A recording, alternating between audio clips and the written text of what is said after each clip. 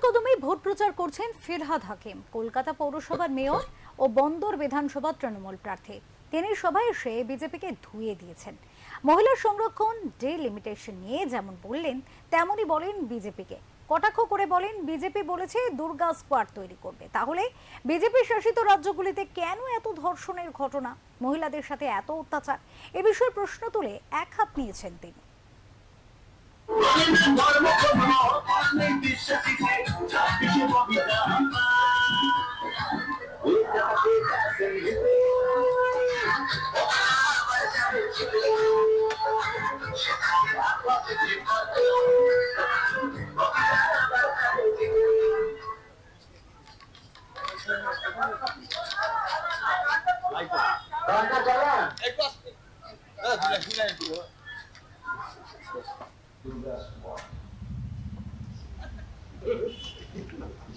ভাই দুর্গা স্কোয়াড বানালে না কেন? যখন হাতরাসের ধর্ষণ হলো, যখন অন্যায় ধর্ষণ হলো, যখন ডবল ইঞ্জিন সরকারে প্রত্যেক দিন 3টে করে ধর্ষণ হয়, ওই সব জায়গায় দুর্গা স্কোয়াড হচ্ছে না কেন?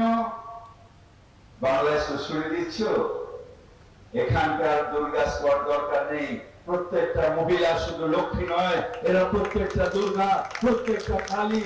এরা দাঁড়িয়ে থেকে খড়গ হাতে অন্যায়ের বিরুদ্ধে করতে পারে, কারণ এরা মা তঙ্গিনীর বংশধর। এরা দাঁড়িয়ে থেকে বলতে পারে যে আমরা তোমার শান্তপ্রিয় শান্ত ছেলে, শত্রু এলে অস্ত্র হাতে লড়তে পারি, তোমার ভয় নেই মা, আমরা প্রতিবাদ করতে পারি, প্রতিবাদ করতে পারি, প্রতিবাদ করতে পারি। এরা সবাই একটা করে দুর্গা স্কোয়াডের দরকার নেই, টোটাল দুর্গা।